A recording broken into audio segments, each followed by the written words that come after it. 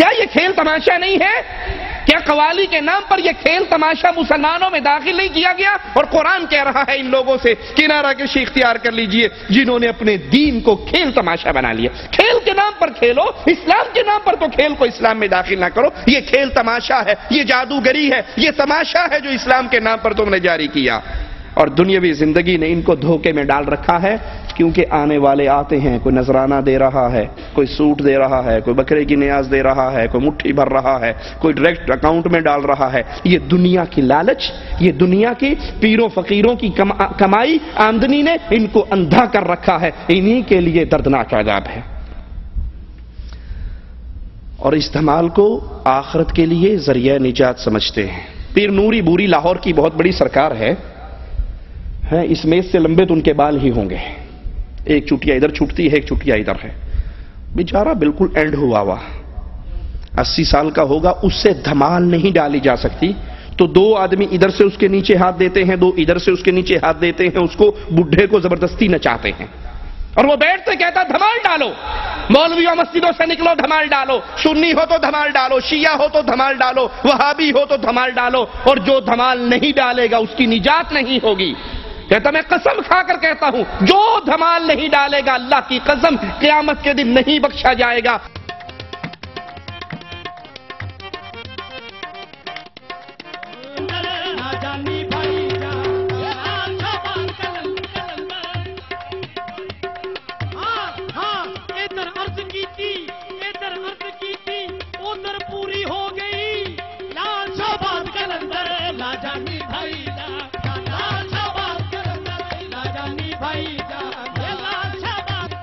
حضور فرماندے نے جڑا کمال نہیں پائے گا وہ بڑا بہن۔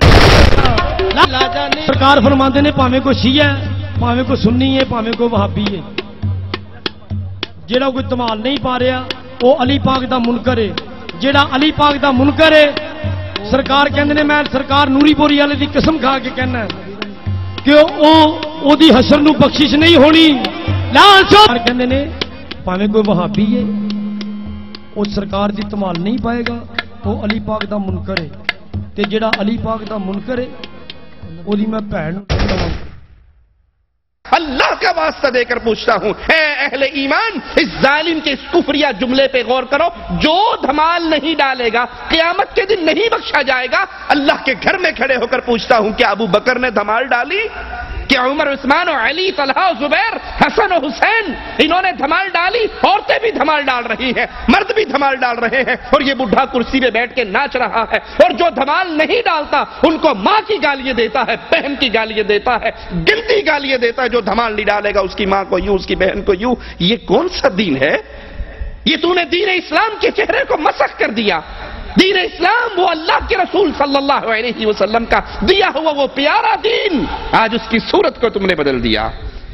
آئیے ہم بتاتے ہیں یہ دھمال، یہ ساز، یہ گانے، یہ ڈھول، یہ طبلے، یہ چمٹے، یہ سرنگیے، یہ دین محمد میں نہیں، یہود و نصارہ اور ہنود کے مذہب میں ہے۔ کفار مکہ تالیاں بجاتے اور سیٹیاں مارتے، یہود کے تجدد پسند طبقے نے عبادت میں موسیقی کا خاص طور پہ اہتمام کیا اور نماز کے لیے نغمے وضع کیے تاکہ یہ عبادت لوگوں کے دلوں میں اتر جائے۔ عیسائیوں کی دعاؤں کے سارے صیغے ترانوں اور گانوں کی شکل میں ہیں، اور ان کی ہر دعا کی ایک لے اور آہنگ جدا اور مقرر ہے۔ تحریف شدہ زبور کے اندر ہے نرسنگے کی آواز کے ساتھ خدا کی حمد کرو، تاردار سازوں اور بانسری کے ساتھ اس کی حمد کرو، زور سے جھنجھناتی جھانج کے ساتھ خدا کی حمد کرو۔ یہ عیسائیوں کا مذہب ہے، اسی لیے ڈاکٹر طاہر القادری اپنے منہاج القرآن ادارے کے اندر عیسائی پادریوں کو بلاتا ہے کرسمس ڈے پر، اور وہ عیسائی پادری ڈھول سرنگی چمٹوں کے ساتھ آتے ہیں، ساز تاروں کے ساتھ آتے ہیں، اور اس ادارے کے اندر بیٹھ کر جب ان کی عبادت کا وقت آتا ہے وہ گیت گاتے ہیں کرسمس مناؤ کا، تو وہ اسی ڈھول اور باجے کے اوپر گاتے ہیں۔ یہ مذہب نصارہ کا مذہب ہے، یہ مذہب ہندوز کا مذہب ہے، یہ مذہب یہودیوں کا ہے، یہ کفار مکہ کا ہے، اہل ایمان کا یہ مذہب نہیں ہے۔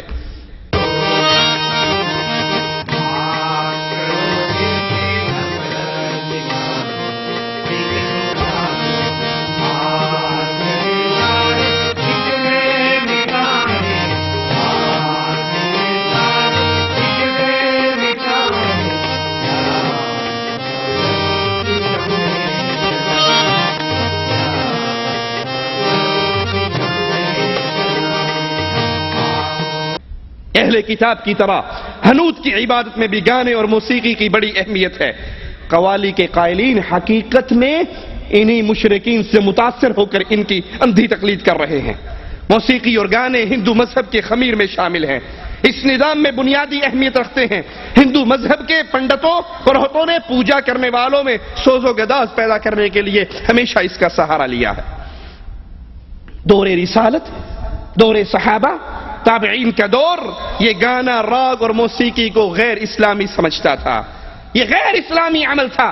دور صحابہ کے اندر، تابعین کے اندر، رسول کریم صلی اللہ علیہ وسلم کے دور میں، اسی لیے اللہ کے نبی صلی اللہ علیہ وسلم نے جب ایک بانسری کی آواز سنی اور ایک روایت میں ڈھول کی آواز سنی تو اپنے کانوں میں انگلی دے لی۔